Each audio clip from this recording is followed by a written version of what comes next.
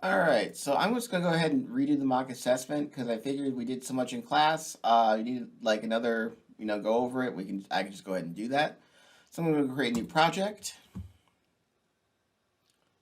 We're going to do model view controller. Okay, again, there's other web app, but I want model view controller specifically. So that's just as it says here. If you don't see it, you can just type MVC in the box, and it'll pop up. So you can click on that and do it. And then I'm just going to do like mock assessment 6. The one I did in class is already in GitHub, but I'm just going to do just one again, just for demonstration purposes.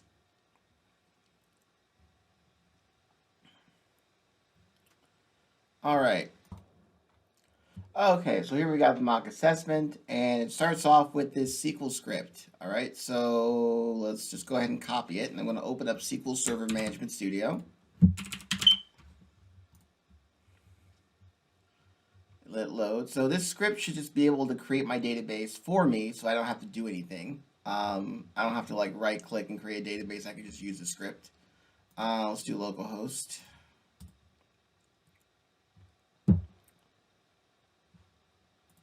Alrighty, and then I think I already had one, so I'm just going to go ahead and get rid of it. Okay, all right, cool. So I'm going to do new query. I'm going to make sure this is master. I'm going to paste it and then execute. Okay, I'm going to make sure this is highlight when you refresh. If you hit this and hit refresh, it will only refresh what's highlighted and under it. So I want to do the main one. So I'm going to do this and refresh. All right, and then I got my employee DB. All right, and it's got I got my table, employee, and I got top 1,000 rows, which is stuff. All right, so database first. Any framework database first is for when the database already exists. Now, this is not an especially impressive example because there's only one table, but like in the real world, you may have dozens of tables with like dozens of models. So like you don't want to type all that crap out. So any framework's like cool. Code first is great if you are starting off and don't have a database, but if a database already exists, we gotcha. Okay, so we're going to do a command that will basically bring the database into our code for us, right? If you're on Mac, you have to do this much longer one using the .NET CLI. I have that here, but like, we're going to do this. So scaffold DB context. The only thing we have to make certain of is that database equals. This has to be the name of our database. So our database name is employee DB with capital D, capital B. So I'm going to go and change this part, employee DB. All right. This part basically says, hey, put the context file in a data folder, and then the models, put them in the models folder. This part is technically speaking optional. I would prefer it put the files in folders, so I have that here. So we're going to copy it. I'm going to go into Visual Studio and do some installing. We obviously need Entity Framework for this to work, so I'm going to go to Manage New Get Packages, go to Browse, Entity Framework Core. Okay, that should be good. Okay, it should install, and then we're going to need SQL Server because we are talking to a SQL Server. And tools.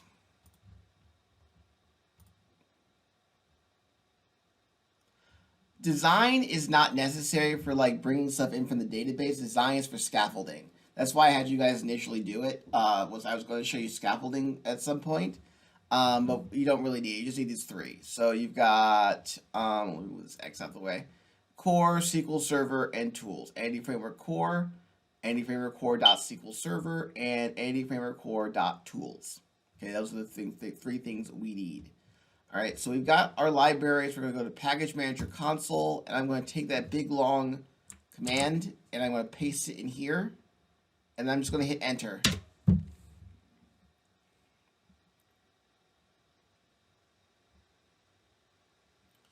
Okay, we'll build. Now it's working.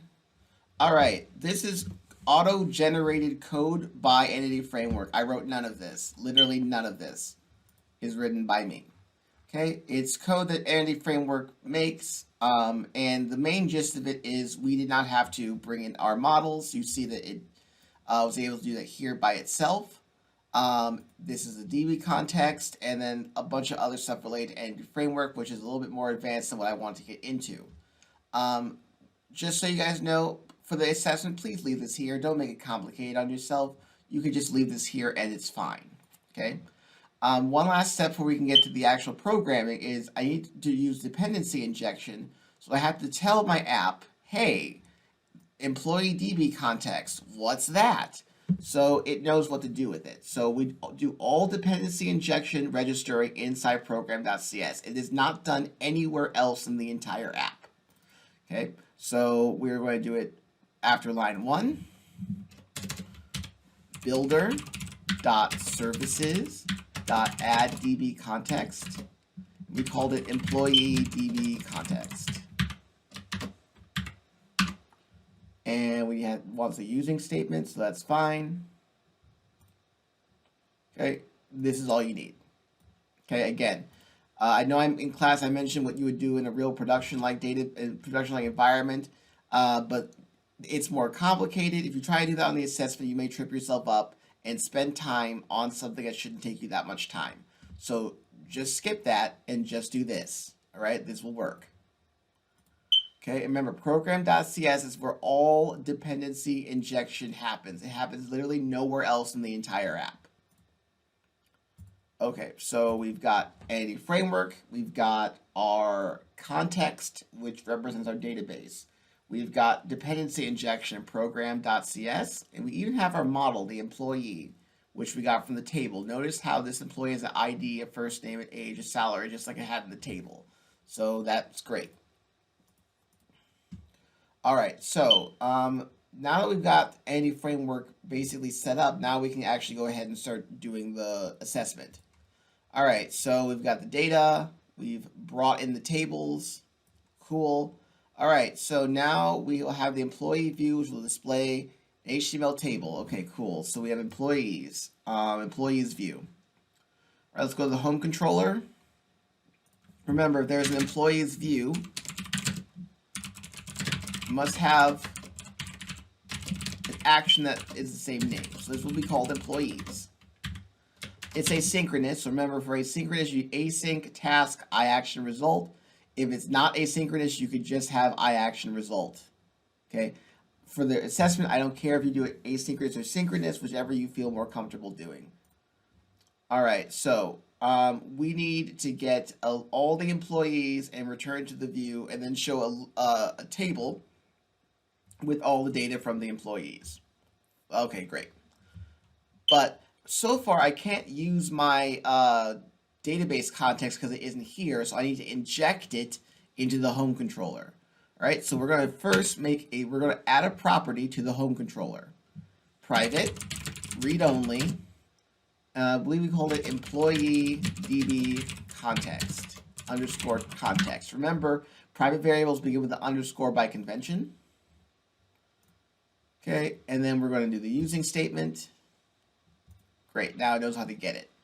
All right, this home controller has this property, but I want this property right now has no value, so I want to get the value of it from the constructor. Employee DB context, set the private variable equal to the variable coming in. Okay, this is a classic database. I'm sorry, not database. Dependency injection pattern. Private variable. Put the variable another variable into the controller, set the private variable equal to the one coming in. This is a basic pattern. So try to learn this pattern because you're going to be using it. All right, so now I can use my database. Now, if I want to get all of the employees from the database, I need a list of them. I'm going to call this employee list as the variable. Is equal to the database. I'm going to actually use await because it's asynchronous. So await. Context, which is the database, employees, which is the table, to list async. Okay, and it needs the using for this, which is fine. Okay, this is the same thing as doing select star from employees. Okay. This code right here and this SQL are the same, basically the same thing. They do exactly the same thing. Okay, so I'm then going to return the view with an employee list. Okay, so I'm going to take this list of employees I got from the database. I'm going to set it up to the view. All right, so I've got my controller action, and it gets the data and sends the data. But now I need a view to actually show the table with all the employees. So I'm going to go right-click on the home, because remember, this is a home controller. So we have to go to the home folder, and then I'm going to do view, and empty razor view is fine, and then do employees, because the name of the action is employees, so the view has to match that. Boilerplate stuff, get rid of it. So the model would be a list of employees, because we're showing off a list of employees, so that's going to be the data that we're going to use for this view. We're doing HTML table. So the tag is table. Tables have two parts, the head and the body. Okay, T head, T body, table head, table body. Then we're going to do a table row. Okay, and then we're going to do the head of the table, which is all like the headings for the categories. So we're going to do table header, and we're going to do, I think that what do they want? Let's take a look. I have such bad memory. Employee, age, salary. Let's say first name, age, and salary. Is that what they want? Yeah, first name, age, and salary. Cool. So first name, age, salary. Okay, and I'm typing these in. I know I taught you guys HTML helpers, which is actually the correct way, not correct way, but better way overall of doing it. But for the assessment, this is simple. All right, now here is where we actually need code, because I don't know how many employees I have. I have no idea how many are in the database when I'm coding this. It could be 1, it could be 1,000. So I need code to handle it. So I'm going to do a for each loop. At for each employee e in model. Remember, model is that special variable we have in the view that comes out the box with MVC. And this model represents whatever model we put on line 1. So in this case, model is a list of employees. If you hover over it, you can see it. All right, I'm going to do a row, table row. And I have table headers on the top. I need table data to fill in the data. So it's in order. So the first TD is going to be the first name. So I'm going to do at e dot first name. Then at e dot age, because age is the second thing. And then at e dot salary, which is the third thing. So it'll grab all the employees from the database in the controller, and then when it comes up to the view, it will show a table where the top part will be these things, and then it will show data for the employees. So let's see what that looks like.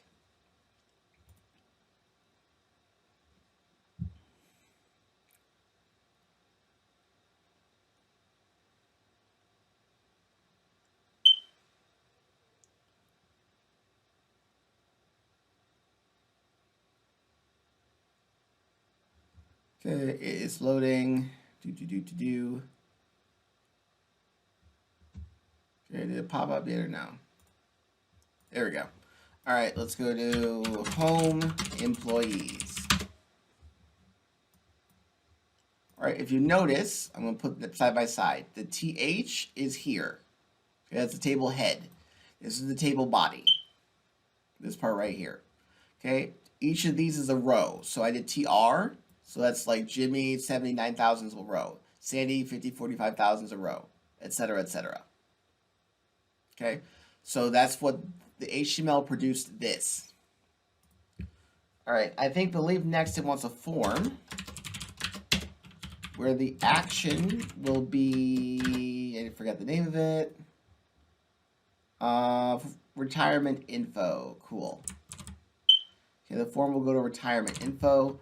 The method will be post. Okay, this is a little bit different from the ASP action. This is raw HTML, which you can do, and we're kind of forced to do it because the model is a list of employee, so I can't refer back to that as the model, so we're just doing it this way. Okay, input, which is the box that the person types stuff in. Its name is equal to ID, and its type is equal to number.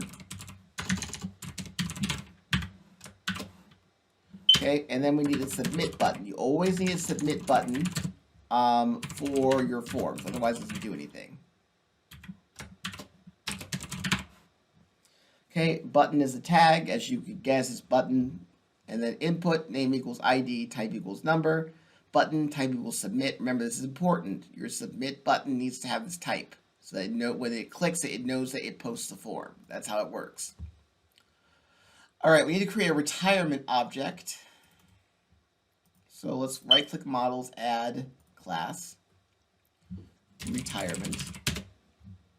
And we'll do public bool can retire, get set, and public float, is it float what they want? Okay, float benefits, cool. Benefits, get set. Okay, I've got a boolean can retire, float benefits. All right, let's go back to our controller. And then we need to make an action, because remember, retirement info is what's the action that's going to be called when that person hits the submit button. Right now we don't have a retirement info action, so it doesn't do anything. So we need to actually make it. Task iAction result. Retirement info. It takes in an int called ID. And it's just a form post, so we put post because it's good form. All right. Now, I believe we're supposed to get, first thing we're doing is get the employee by ID. Okay, Eddie gives us a couple ways to do this. Employee equals context dot employees dot find ID is one way of doing it. Since we can do find async too, actually, since we're doing the whole async thing. Okay. Find works on primary keys. It doesn't work on any other column. It does not work, but it works on primary keys if they're integers. So you could also do this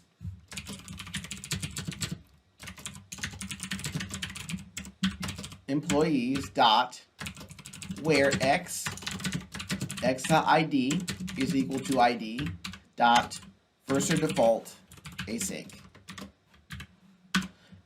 Okay, these two are basically equivalent. Okay, the line 48 is less typing. Okay, I don't care which one you do. All right, so I got my employee by ID.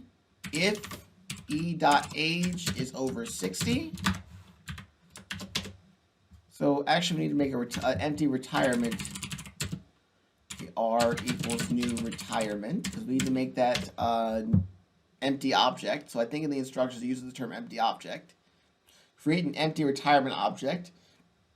What that means is basically this, right? Because think about it, like we create retirement, but it doesn't have anything like set. Like we haven't done anything with it, so it's empty. All right, so now we're going to do something with it. If e.age is over 60, then r.canRetire equals true, which makes sense. Booleans are by default false, so I honestly don't see the point of putting an else here because it's already false. So it's already set to that. All right, and then benefits is 60% of their salary. So we're going to do e.salary times 0.6 m because it's a decimal, and then we need to cast this to a float. Okay, so remember casting, this e.salary is a decimal, okay, and this m makes this a decimal. And decimals can be converted to floats because they're similar types, so I just put float in front of it like this to cast it. Cast means convert. All right, and then I'm going to return the view with R. Okay, I'm going to return the retirement variable to the view. Awesome. All right, last but not least, we need to make the retirement info view so that the person can see the results of their labor. So view, razor view empty. This is called, again, I have such horrible memory, retirement info. The model is retirement because, again, this has to match. So I'm going to make sure this is very clear because this is where people get tripped up at. Line 59 is supplying what we said on line 1. Okay, those two are connected to each other. We're passing these objects around. So that's where I'm getting this model from. So you'll get an error if they don't match type. I'm going to use a p tag and then just say model dot can retire and model dot benefits. All right, now we'll show the benefits and whether or not they can retire. All right, let's give this a shot.